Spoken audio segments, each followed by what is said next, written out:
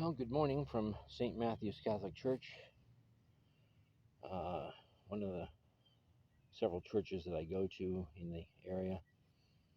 And I came to 7:30 Mass this morning um, to reflect on uh, my marriage to Ashley and the fact that she's, filing divorce and all kinds of nasty stuff against me, saying a lot of stuff that's not true, making claims that are completely absurd. And I don't know whether she really believes them or not. And I'm really sorry if she does because I know it's not true. Um, and I've had a lot of time to reflect. I wrote a prayer which I'm going to record and post. But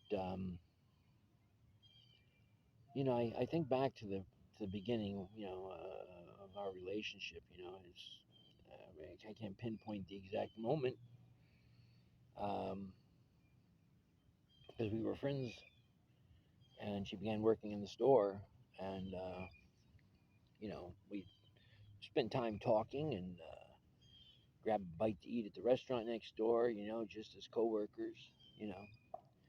And I owned the store, so the least I could do is feed her. And we would sit and talk and get to know each other and as two people. And the new year in 2007 started. She had her birthday, and things. That's when after that, that's when things began. People telling me to give her a chance, and one guy said she may be the greatest love of your life. You'll never know unless you give her a chance.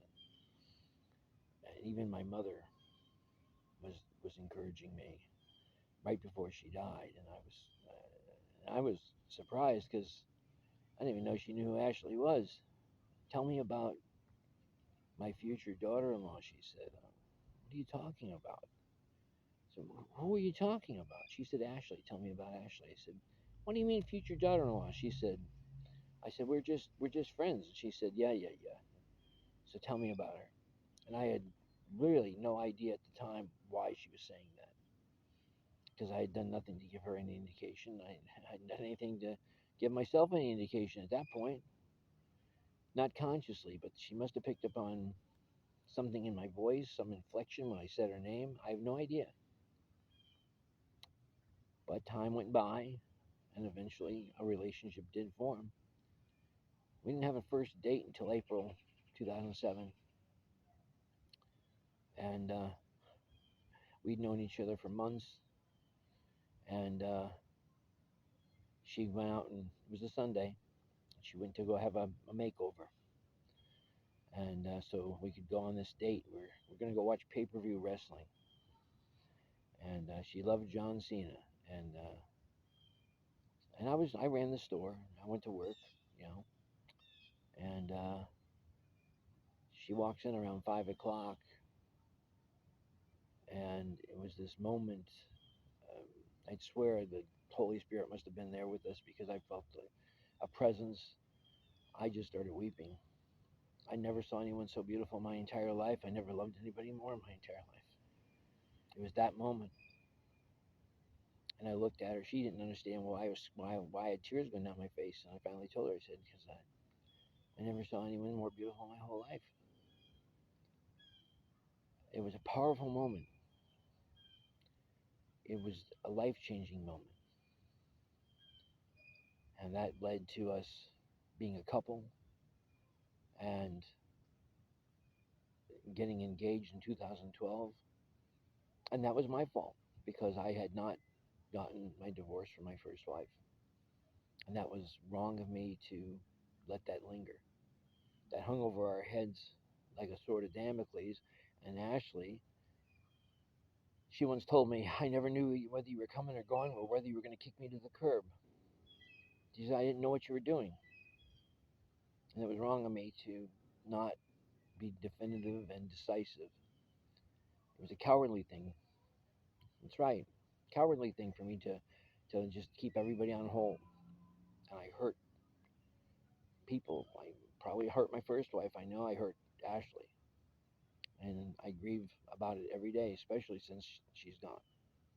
And I realized that that was one of the things that that insecurity and that anxiety that I created was part of what has led to this.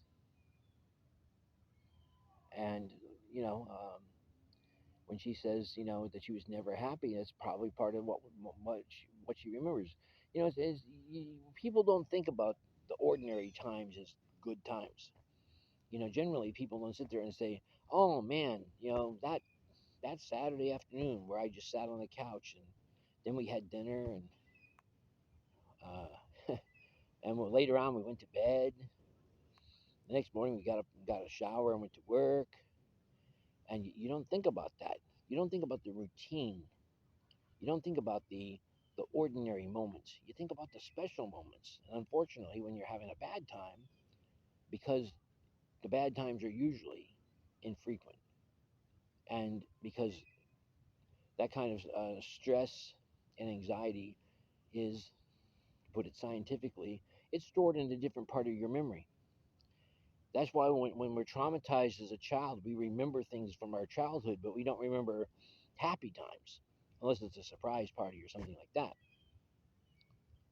And so that's what happens. We have a tendency to remember only the bad times. Oh, you remember that thing, and we had that argument, and then you called me those names, and da da da. And so when we hurt each other,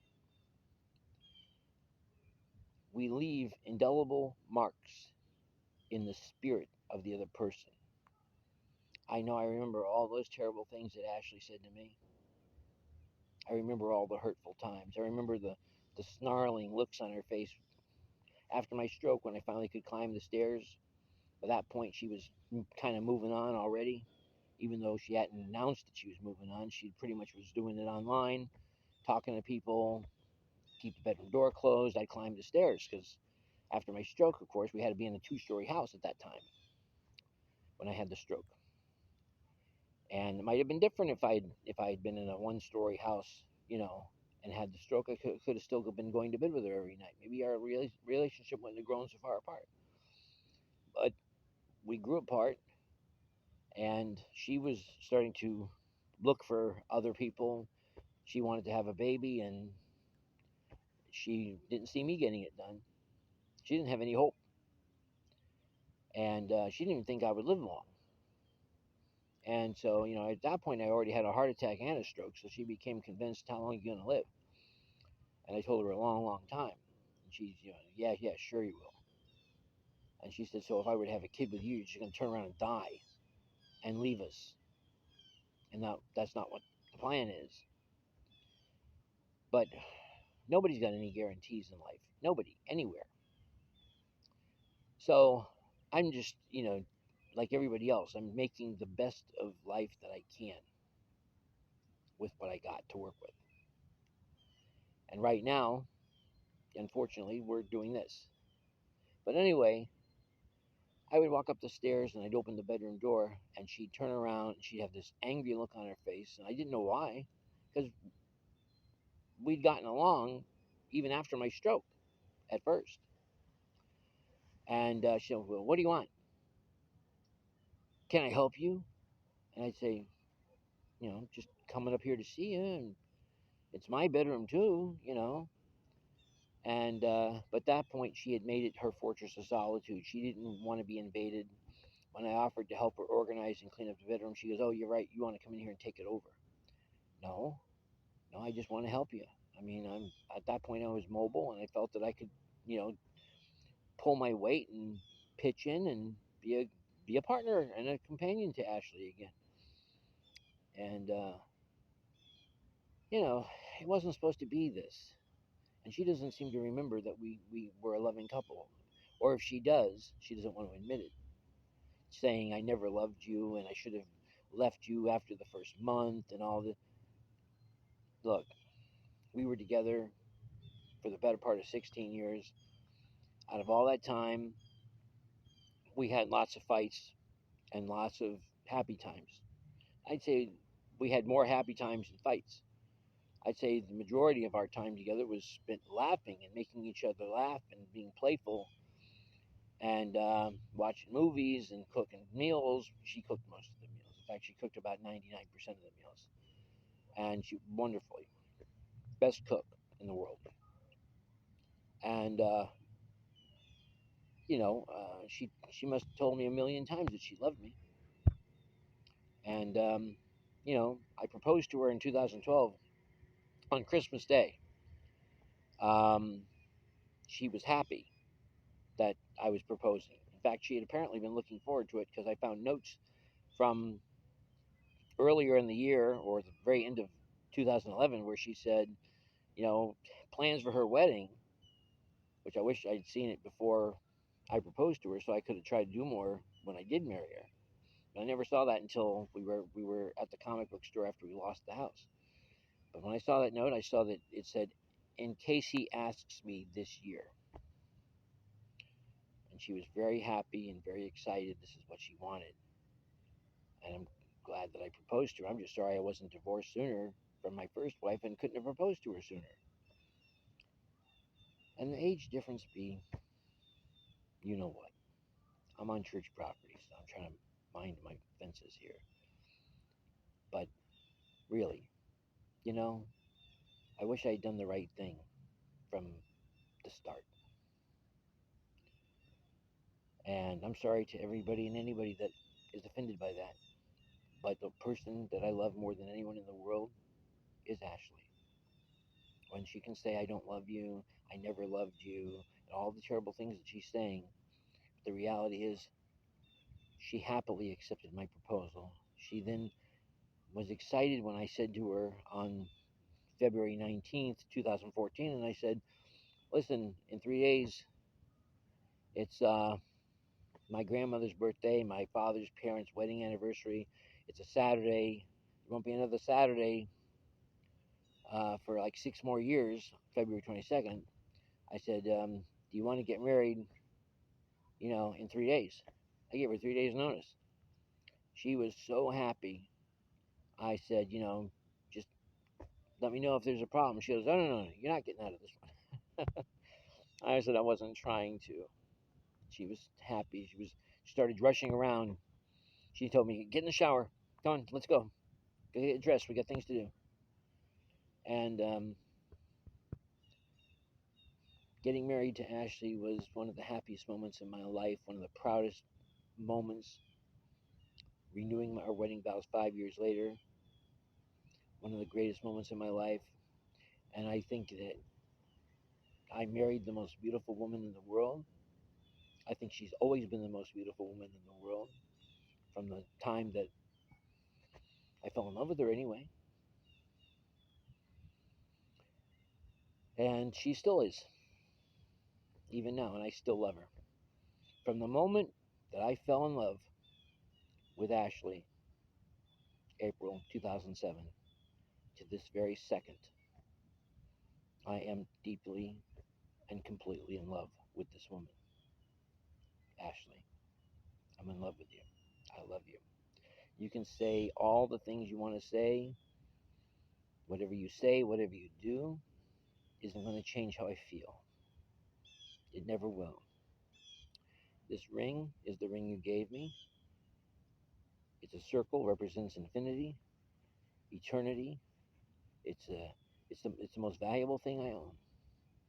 You could give me $1 million and say, "Take $1 million and give us that ring." I said no.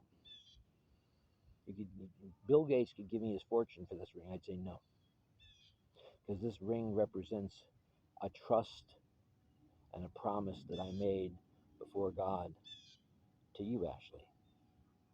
And you might want to divorce. I think it's a terrible thing what you're doing. Um, I would rather you take a step back and decide to be the virtuous woman that I married, and decide that you're going to go ahead and keep your promise to love, honor, cherish till death do us part. Which, as I once told you, I hope would be a very long time from now. I believe I mentioned something about 40 years before I kick it. And, I definitely plan to go before you. I want you to live another 70, 80 years, to have a long life. Let medical science be, you know, so good that it can extend your life beyond 100 happily, and healthily. I want you to enjoy your life and your future, but I'd like to be part of it for the next 30, 40 years and do it in a healthy way. And I want to try and find a way to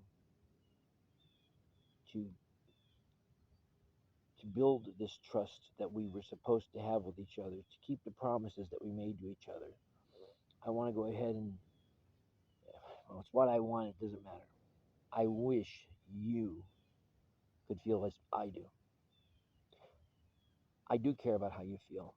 I'm worried that you seem to feel so much hatred and anger toward me because I don't understand why.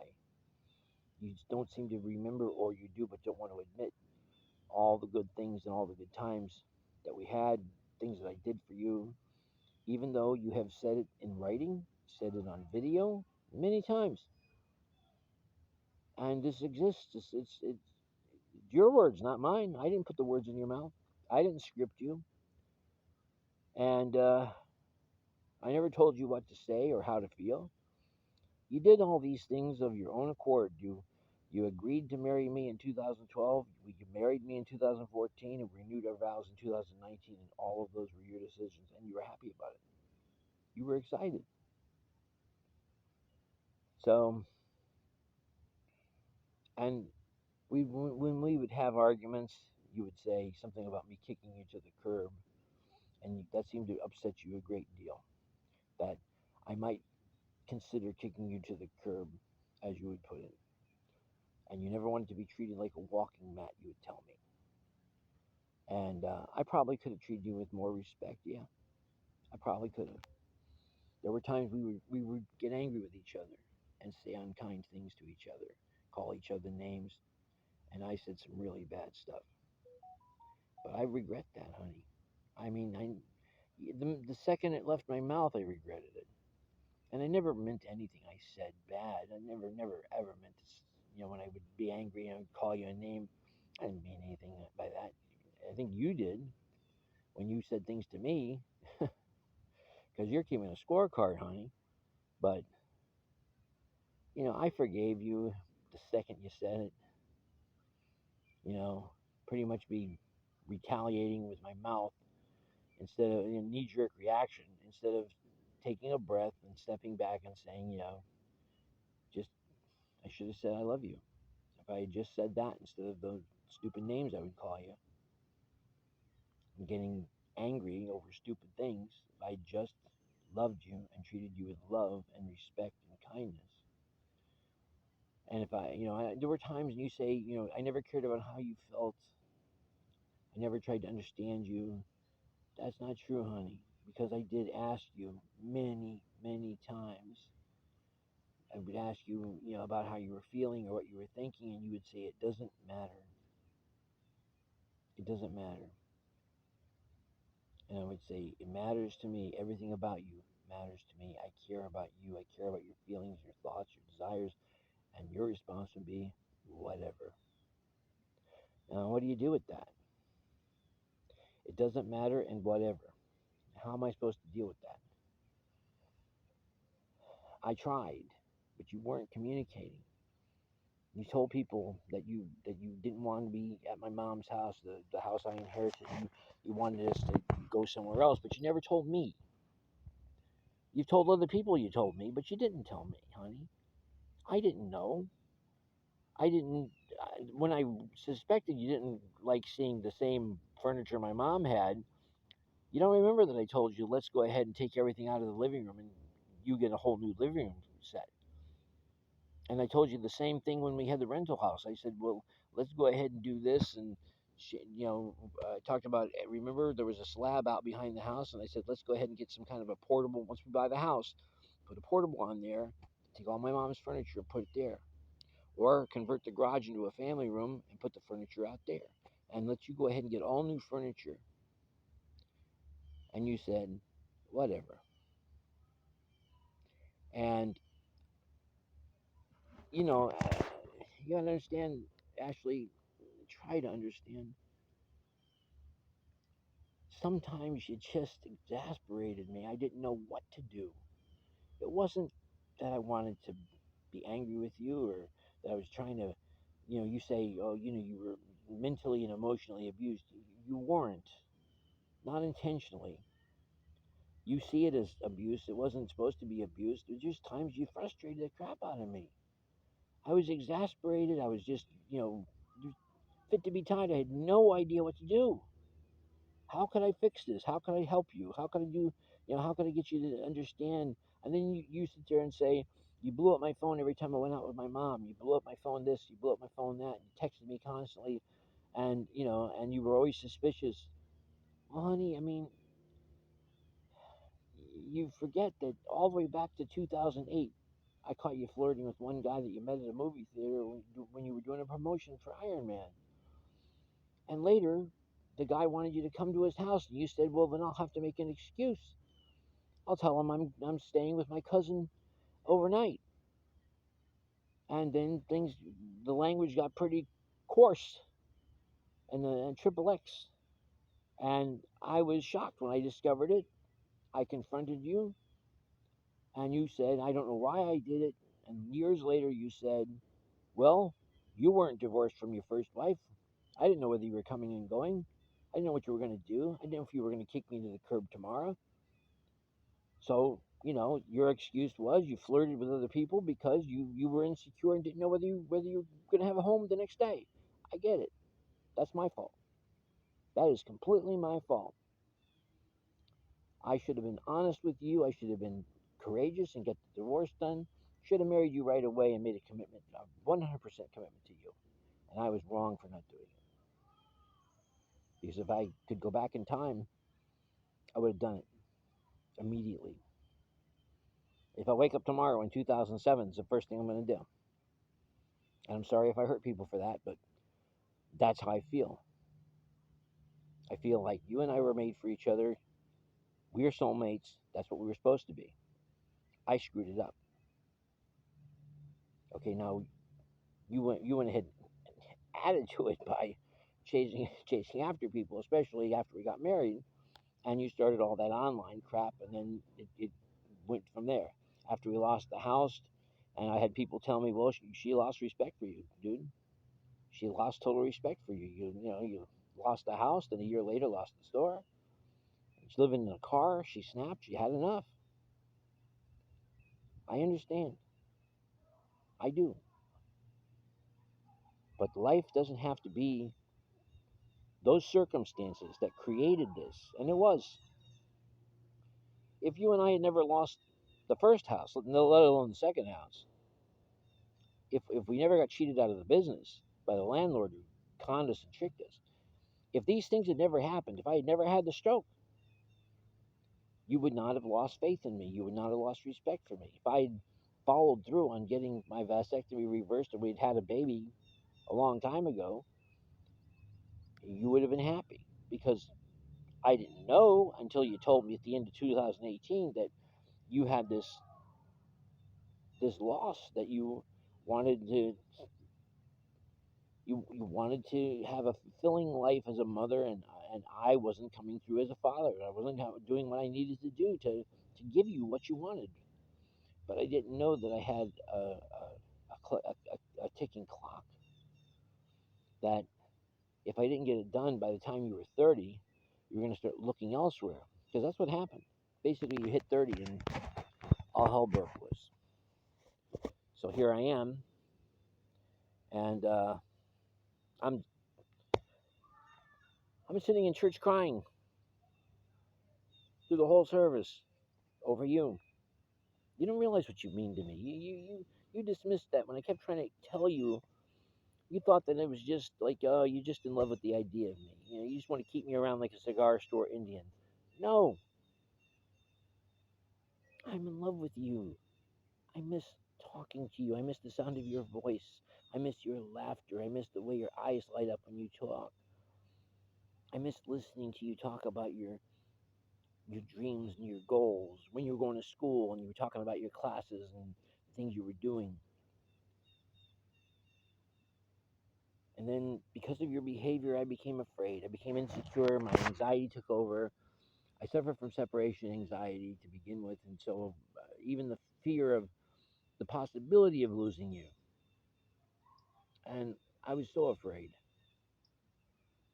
that I kept checking up on you and looking to see where you were when you walk out of the store and you'd find you down the sidewalk.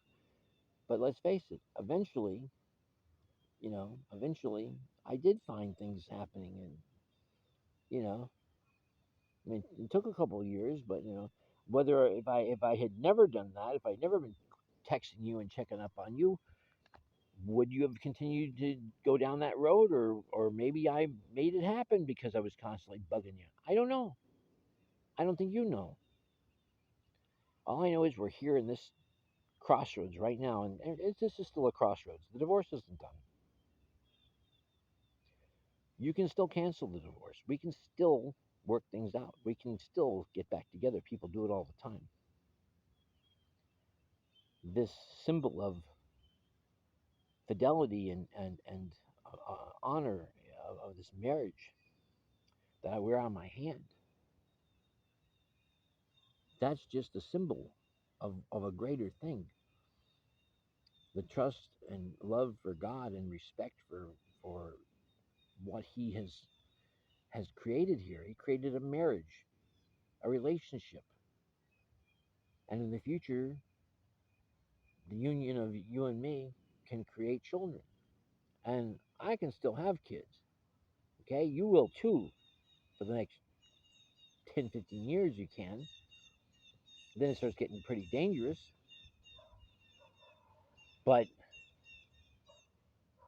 this can all be resolved. We can get counseling. We can do marriage counseling. We can get some therapy. We can do whatever we have to do. And I'm in it for the long run. The rest of my life, I never had any intention of. I never wanted to cheat on you. I have no desire to. No desire to find somebody else. It's not because I don't think I can. It's because you're the one I married. You're the one I want to be with. You know, that's I made the commitment to you, and I made a commitment to God to be with you, to be your partner and your friend and your companion and your husband, and that's what I stand behind because I'm completely and totally in love with you, and that love will never change. And anything you say or do, it's not going to change how I feel. That's what they call unconditional love. Look at all the stuff you've done, Ashley. You know what you've done. You know what you've done. It has not changed my feelings for you. I still love you, despite everything. Despite every time you hurt me. And I know I hurt you. I know I did. I hurt your feelings. I said things I never should have said. I acted in ways I shouldn't have acted, and I acted stupid. Lost my temper through things. But through it all the things you did, there's a list. But it's like writing it on a whiteboard. And, like to wash it clean, start fresh, put the sins of the past behind us for both of us. Really put it behind us. Forgive each other and start over. Now, if you were to say, fine, give me one more chance, here's how it goes, and you come back, we do all the counseling and we do everything we can.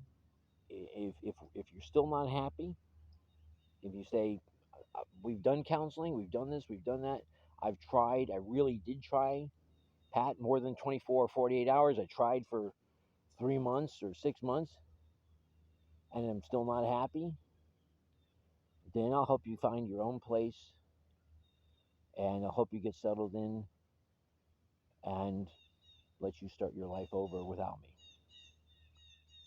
without interference, without constant appeals, without me posting online every other day or every day. I'll give you your space, and that'll be the end of it, no matter how I feel. But we never tried counseling. I know you'll say, "Oh, there was this online thing, honey. It was a seminar. That's all it was. It was an online Zoom seminar. The guy was gonna. We weren't the only people gonna be in it. He could have had 200 people signed up for it. He was just gonna talk in general to a whole bunch of people. We would have had to go ahead and pay money and schedule an appointment to go ahead and have a one-on-one with this guy, and still would have had to do it through Zoom because he's not here. He's up north somewhere, or out in California, somewhere else, not here. But what I'm saying to you is that you know I'm willing to do really immerse myself in therapy with you, marriage counseling, work through everything, do everything that they say we need to do, whatever they say we need to do, I'll do it. We can go to church, get counseling from a pastor, whether it's the Catholic Church or the Baptist Church. That Starkey Road Baptist is wonderful. The pastor there is great. You got Indian Rocks Baptist. You've got the Gulf Coast Church, which is a Pentecostal church. You can do that. Whatever church you want, honey. Whatever you want to do before it's too late. That's all I'm asking for. And I'm asking. I'm not demanding.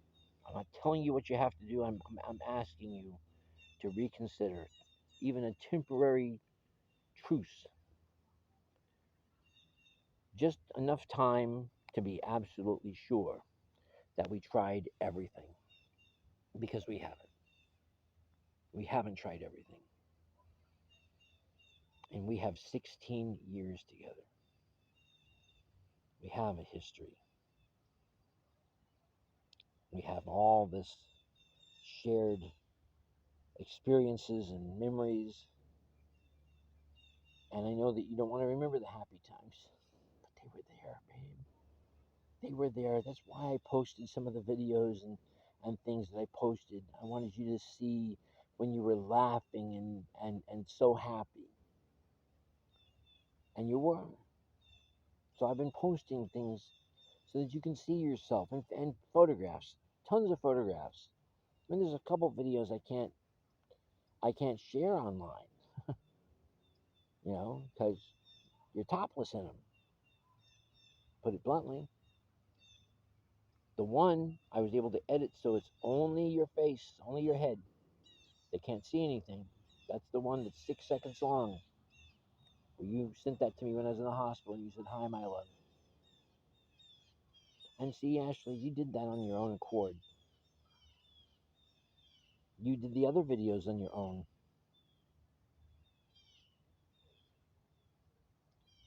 I didn't make you do anything. I didn't make you take the pictures. I didn't make you, when you were modeling lingerie, I didn't make you do that. You did it on your own. And you were laughing. Even January 2020 and March of 2020, you were laughing and joking with me. You were being playful with me. I've got the pictures. You're sitting on the couch laughing.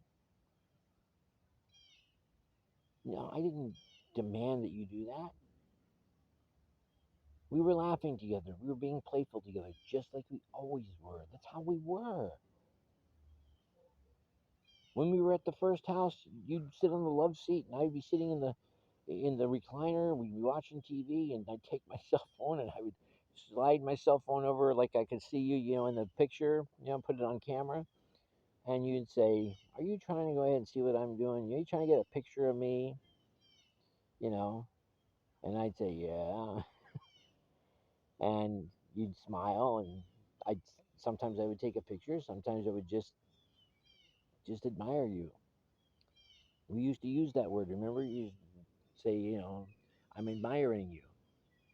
I'd say it to you. You'd say it to me. Sometimes you would say I was a doorbell. I'd say ding dong. You'd say, no, not a doorbell. Remember? We were always teasing each other, always joking. Wordplay. We did it all the time. You would finish my sentences, and I had all those silly old phrases. Everybody knows it's. I'd say, wow, it's sure windy outside. You'd say, or you'd say it, and I'd say it. Everybody knows it. You'd say, everybody knows it's windy. You started saying it before I could say it. We did things all the time like that, baby.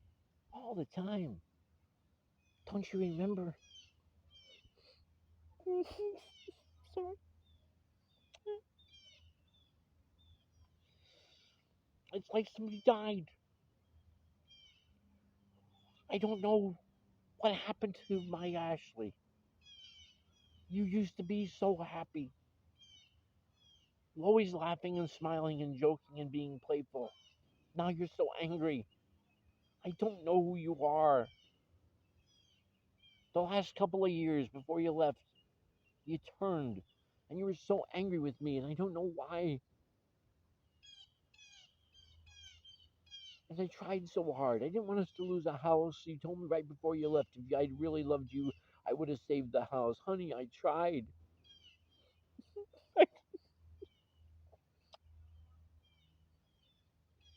I do love you. I've always loved you. I tried to save the house. I tried everything. Both houses. There were things I didn't know, mistakes I made. I didn't know what I could do. Same thing with the business. When they seized the business, I didn't know. When the judge says, well, when the landlord told you, get your car fixed, get insurance for your store, don't worry about the rent, I'll take it from you later, you're okay, we don't want to evict you. We didn't get it in writing. I didn't know that I needed to get that in writing. It didn't occur to me because I like to trust people. I'm the kind of guy who trusts people. I'm always trying to be a good guy, do the right thing, take people at their word.